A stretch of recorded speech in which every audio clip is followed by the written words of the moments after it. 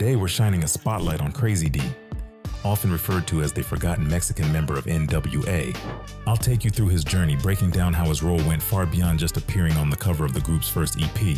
I'll also detail how he was part of the original Ruthless Family back in '86, right when Eazy was launching his label and N.W.A was still being formed. We'll also explore his early connection with Cypress Hill, Eazy-E's love for the Mexican community, Dre and Krazy Dee's deep bond, as well as the rare unreleased party-style N.W.A material he still has, and the real reasons behind his departure. This is an extended episode tied directly to our animated docuseries, N.W.A Origins, and it's part of a collection of standalone bonus episodes highlighting the overlooked key figures who played a role in the group's rise. In the summer of 1987, just a couple of months after Eazy-E officially dropped his first solo single, Boys in the Hood, N.W.A released their first official EP as a group, Hispanic Zone. This marked the true beginning of N.W.A's rise. If you look closely at the EP cover, you'll spot him, the only Hispanic face in the photo, standing alongside the crew and their homies. But here's what stands out. If you flip to the back cover, his name is the only one listed along Eazy-E, Dr. Dre, Ice Cube, and Arabian Prince. Unlike most of the other homies on the cover of Hispanic Zone, he was directly involved in the production process of the group's first release. His name is Krazy Dee, and this is his story, told through his interviews and the posts he shared on social media. Krazy Dee, whose real name is Damon Trujillo, came from Huntington Park, a predominantly Latino neighborhood about 7 miles from Compton. He started out as a DJ in 1979 when he was just 14, and from that point on, he began collecting records. The cut that made him want to rap was Disco Dream by the Mean Machine, released in '81, but he credits his roots to artists like Fat Boys, Ice-T, and the L.A. Dream Team. What really sold him on getting into the rap game, though, was seeing Mellow Man Ace rapping at a backyard party where he was DJing. He was a member of the DVX crew, which would become Cypress Hill, and the brother of Sen Dog. It was the first time he saw a Latino rapper spitting in both English and Spanish, and that moment blew him away. He was hooked. That's when he decided to make the switch from DJ to rapper. So Krazy Dee started writing his bars, learning how to rhyme, and from that point on, he started popping up at every backyard party on his block, just to grab the mic whenever he could. He eventually reached out to Mellow Man Ace, asking if he could be part of the crew too.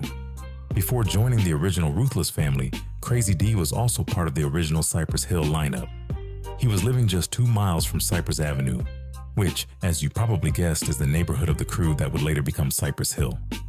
Back then, they went by the DVX crew, short for Devastating Vocal Excellence.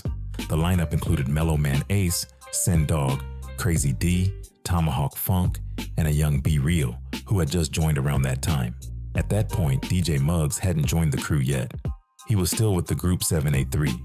Mellow Man Ace remembers those early days. We'd go battle other local crews at house parties or form ciphers, banging out a beat on a car while recording it on a little tape recorder. This was around the mid-'80s, just a group of homies from the neighborhood having fun. Exactly like N.W.A in their early days. None of them knew that Cypress Hill would go on to blow up the way they did in the early '90s. After a while, they kinda lost touch, I guess. Krazy Dee had started hanging out with Dre and Eazy-E in '86, while also getting drawn into the allure of the street life, as you'll see later in this episode. But he stayed on good terms with Mellow Man Ace. In 1991, after moving out to Vegas for a bit, Krazy Dee came back to LA and reconnected with them. By that time, Cypress Hill had already started gaining popularity, and Mellow Man Ace was working on his solo album, The Brother with Two Tongues. He invited Krazy Dee to the studio. Krazy, who felt a little rusty, but eventually pulled up and laid down the first verse on the track, called Hypest from Cypress. Now let's rewind back to 1986. That was just a little flash forward to close out the Cypress Hill arc. Time to go back to the beginning with N.W.A. In '86, Krazy Dee was an aspiring rapper and DJ when he crossed paths with DJ Maestro, also known as Daryl, the owner of a local record store and Dr. Dre's uncle. After buying records there a few times, Krazy and Daryl started bonding. One day he told him that Dre from the Wrecking Crew was his nephew, and through his uncle, he got the chance to speak with Dre over the phone multiple times, even rapping some of his own lyrics for him.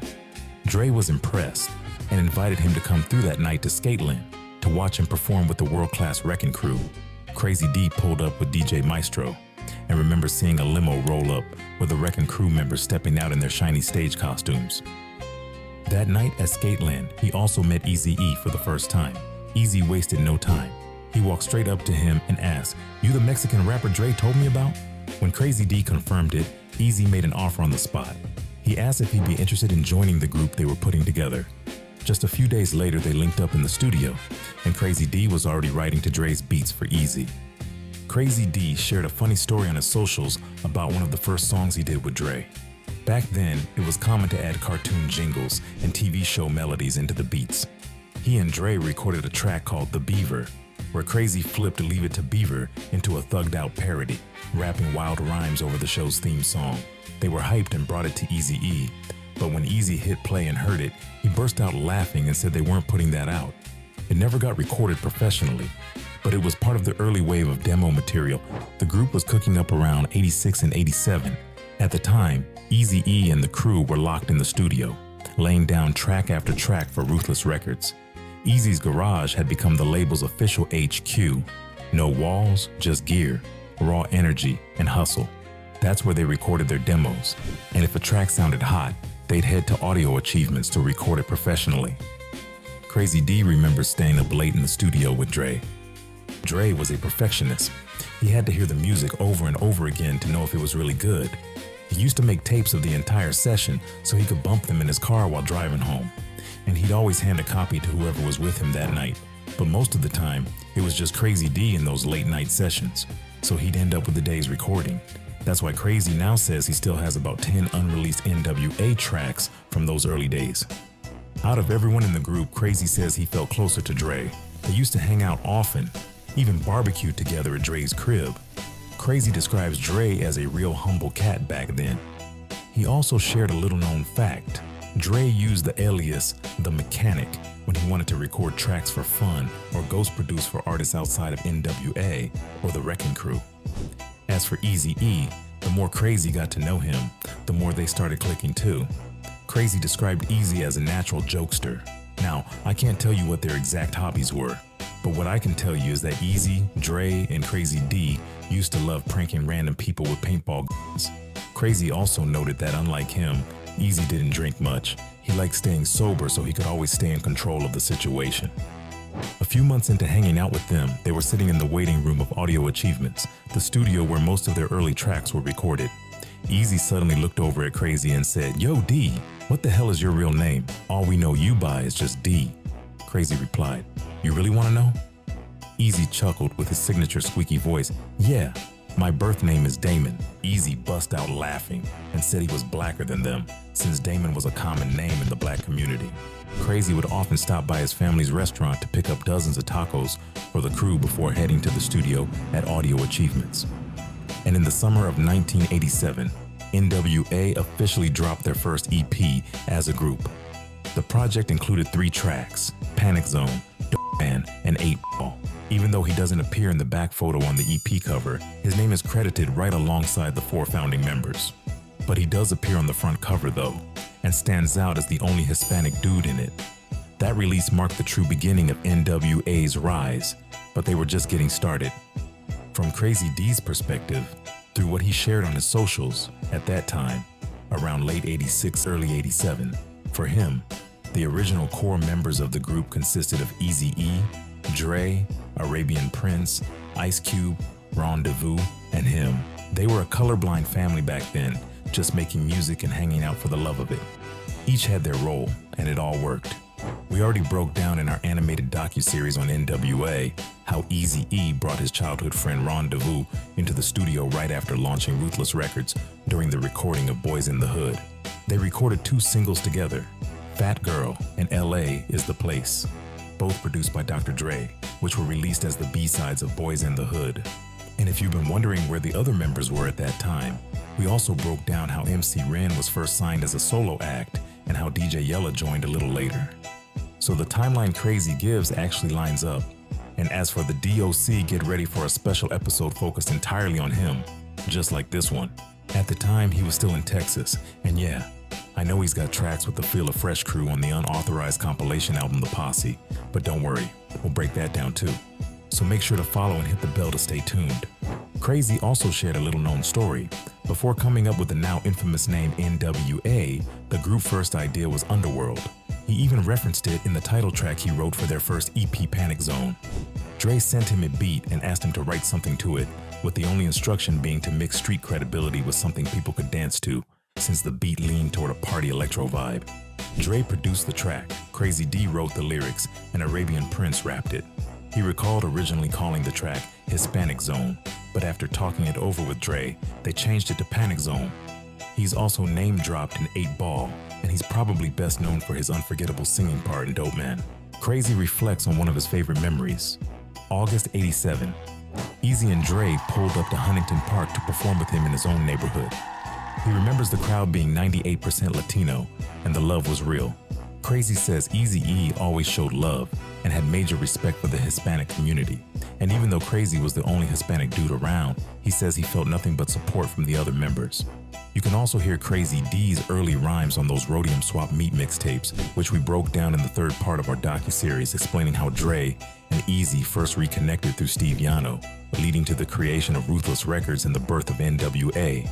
Krazy also shared a behind-the-scenes story on the early version of Gangsta Gangsta, one of N.W.A.'s first single, later added to Straight Outta Compton. In the unmixed version Krazy has in his possession, he says the original title was From Around the Way, a song written by Ice Cube that was originally intended for Eazy-Duz-It. Not long after the release of Panic Zone, the group started working on Eazy-E's solo debut album in 1988. And in case you're wondering why I haven't mentioned the N.W.A and the Posse album yet, we already quickly broke that one down in detail earlier in the docuseries. But to make a long story short, N.W.A and the Posse wasn't the group's official debut. It was actually an unauthorized compilation album released by Macola Records. When Eazy and Jerry Heller left and signed with Priority Records, Macola decided to cash in and reuse the cover photo from Panic Zone for the N.W.A and the Posse album. They combined songs from Eazy's Boys in the Hood single with tracks from the N.W.A EP, added some B-sides, and even included 4 songs by the Feel of Fresh crew, a group from Texas produced by Dre, featuring a young D.O.C. So now let's switch back to the production process of Eazy-Duz-It, Eazy's debut album. We're in 1988. Krazy Dee recalls coaching Eazy-E with his vocals. There's actually a clip of this exact moment, showing Eazy behind the booth with Krazy by his side in the documentary The Defiant Ones.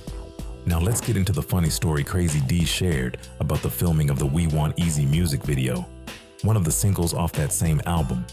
He remembers Eazy calling him at 4 a.m. the day of the shooting, asking if he could be in Hollywood just 2 hours later. Eazy told him the shoot was costing $50,000. And back then, music videos were much more expensive than they are today, with no green screens, drones, or CGI. They filmed for about 12 to 15 hours straight, and Krazy remembers doing all the graffiti writing on the walls of the jail cell set with Eazy. He even recalls helping out on the title track Eazy-Duz-It. Now let's rewind back a bit to 1986. That's the year Krazy met Dre and Eazy, but also the year he lost his dad. He was just 20 years old. Before that, he was known as a good kid, focused on music, staying out of trouble. But after losing his father, he started drinking more and slowly got pulled deeper into the street life. By 1988, that lifestyle had become lucrative enough to pull him away from music. Keep in mind, this was still before Straight Outta Compton dropped. The members were just local stars and they weren't really making money yet. As most of the early affiliates of the group recall, they were just kids hanging around and recording songs for fun.